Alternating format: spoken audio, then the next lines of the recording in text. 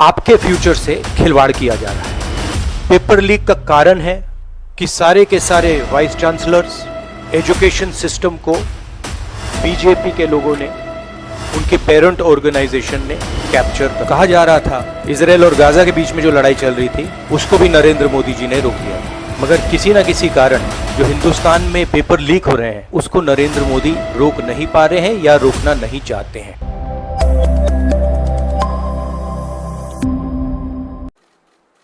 भारत छोड़ो न्याय यात्रा में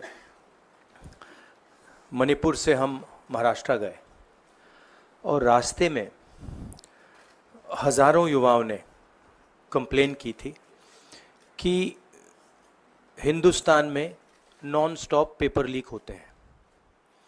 और आज आप सबको मालूम है कि NEET paper and UGC NET के जो पेपर्स हैं वो लीक हुए हैं और एक कैंसिल भी हुआ है। कहा जा रहा था कि नरेंद्र मोदी जी ने यूक्रेन की लड़ाई रोक दी थी, मतलब एक ऑर्डर देके जो रूस और यूक्रेन के बीच में लड़ाई चल रही थी उसको रोक दिया था, ब्रेक लगा दी थी। इजराइल और गाजा के बीच में जो लड़ाई चल रही थी उसको भी नरेंद्र मोदी जी ने रोक दिया था, मगर किसी न किसी कारण जो हिंदुस्तान में पेपर लीक हो रहे हैं उसको नरेंद्र मोदी रोक नहीं पा रहे हैं या रोकना नहीं चाहते हैं। नुकसान स्टूडेंट्स का होता है। जो हिंदुस्तान के स्टूडेंट्स हैं, मैं जानता हूं कि आप इन एग्जाम्स के लिए महीनों सालों काम करते हो। ये आपका फ्यूचर है और आपके फ्यूचर से खिलवाड़ किया जा रहा है। मध्य प्रदेश में व्यापम हुआ और अब उस व्यापम को नरेंद्र मोदी जी और उनकी सरकार पूरे देश में फैलाने का काम कर रही है। मैं इंस्टीट्यूशनल कैप्चर की बात करता हूं, मीडिया की बात करी, अलग अलग हिंदुस्तान के जो संस्थाएं हैं उनकी बात की।